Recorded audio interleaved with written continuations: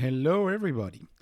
So in today's video, I want to talk about Tesla's inventory. And let me begin by asking the question is, are you worried about demand? And so you may be worried about demand right now because there's been a sudden availability in the inventory of Tesla cars. 6 months ago, the narrative would have been, oh, you can't get your hands on a Tesla car. And today you can. But instead of being seen as a good thing, this has been interpreted as a bad thing for the market. And now the narrative everywhere seems to be, oh, Tesla has a demand problem. Nobody wants to buy Tesla cars because now you can get a Tesla car essentially with no weight or very little weight. And my narrative, my interpretation of this would be, instead of saying this is a lack of demand narrative, this should be a positive for Tesla. Tesla successfully ramped production and overcame the tiny supply chains issues that they had. That would be the narrative that I would use to interpret the fact that now Tesla has inventory. I think it's better. It's a positive. But positive narratives are gone right now. There's nothing positive right now. It's a bear market. Everybody's all about negative. Everything is seen through a negative lens in a recession. Media, Twitter, they shine at amplifying negative. The old quote, if it bleeds, it leads. And so what may have been seen as a positive, actually back a year ago, is seen as, oh, there's a lack of demand. Nobody wants to buy the cars. And actually, I don't think that's true. But if you're worried, this is something that you can look at, depending on which way you lean towards. Do you think it's a good thing or a bad thing to have no weight? I happen to think that long wait times is a terrible thing. I want no wait. I think it's much better to have no wait as a customer. And don't forget, we live in the age of customer centricity. Nowadays, the customer is king. The customer is used to Amazon and one-day delivery. They don't want to have to wait. Long wait times today are not good for business. They're not good for business. Let me tell you about a silly experience of mine. I bought a house in 2021. Needed to furnish it. I really wanted to buy a couch. Been living in the US for 10, 12 years now.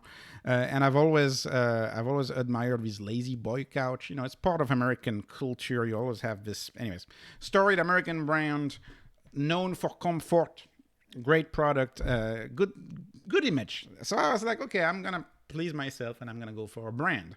Because, I had known about them for 10 years. And I was like, okay, I'm going to buy that one day. And so I went to a lazy boy store. And the lead time was 8 months. It was 8 months to get a couch. What do you think I did? The house is empty. I really want a couch. What do you think I did? I didn't wait 8 months. I did not wait 8 months. I went to another store and bought something off-brand. Probably not as good, but it was available in a 1 week time. I also saved money in the process. So, really, how would one interpret the 8 months wait time for a furniture store?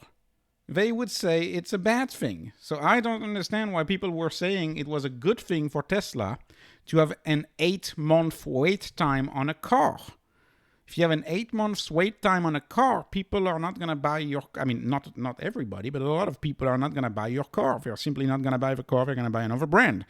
And this is based on the fact that, people who always have wanted Tesla may pass, right? If there's a long wait time.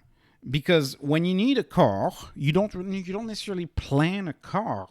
When you need a car, you get it, you need it now. Like typically, most car purchases happen when, say, your lease is up. So your lease is up now. So you need to return that old gas car and you need a car now because otherwise you're not going to have a car and you're not going to be able to go to work. It happens because unfortunately there's, your car just broke down. Or there's an accident or was stolen, many reasons. But people get cars oftentimes because they have a need to get a car and they can't necessarily wait 8 months to get a car. So the fact that there is always inventory for the type of car that people want and need, always available in your area, I think that's a good thing. You're going to have more sales, because people, if you got a job, you're out of college, you were driving a really bad car, you don't have a car anymore, you need that car right now. You don't need it in 8 months, and you need it preferably in your area, and preferably the model that you prefer, preferably the color that you prefer, etc., etc. So you need to have inventory. I guess that's the point I'm trying to make. You'll make more sales with inventory. And this has been done this way for a long time. And so before I show you how to do it, what's the healthy inventory? Well, in the US, it's been anywhere between 30 to 120 days. And why do you need such a high inventory? Because, of course, the cars need to be heavily spread out across the US, right? If you have inventory in New York and you have a buyer in California, that inventory is not going to do for that California buyer, because then they have to wait I don't know how many weeks for the car to be shipped, and the car is most likely not going to be shipped anyways. So it's important to have at face value a high number of days in inventory. But what that does is that inventory drives sales. But if you're worried, or if you're worried Tesla has too little inventory, that I would lean towards that camp. Or if you're worried that Tesla has too much inventory, regardless on which side of the debate you lean on, it may be helpful for you to look at Tesla's inventory. And that's when we have to thank Twitter for this again. A Tesla investor, Matt Young on Twitter, this is his Twitter handle, created these data scrapers from the website where you can look at the inventory. And so I put the links here. I'll put the links in the description as well. But these are the data scrapers. And today, as of January 11th, today, this is the inventory of Tesla. Out of 100 days. So you can see no inventory. All of a sudden, Tesla's ramping. Tesla's making more products, right? And you have a little bit of inventory coming and then falls off a cliff. Why does it fall off a cliff? Because Tesla took $7,500 off. And then right now, all of the cars are sold. The new year begins. The promo that Tesla had is gone because the credit, the tax credit comes up and the inventory goes back up. Why did the inventory go back up? Most likely because the IRS has not issued proper guidance, and so people are waiting to find out the type of guidance. So this is how I would explain this chart.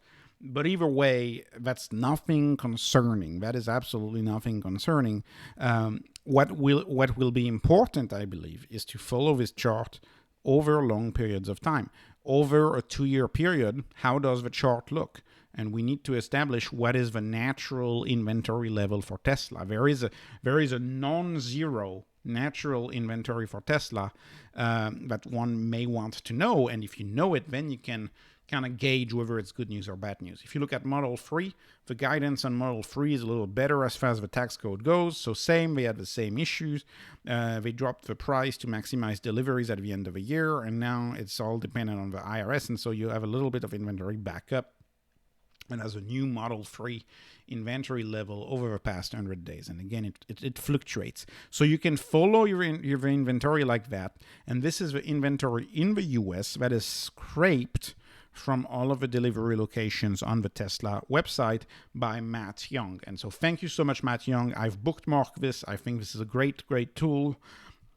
Few things to keep in mind when you look at these tools. First of all, focus on the long-term trend, not the actual number. Focus on the trend in the curve and try to explain the trend in the curve.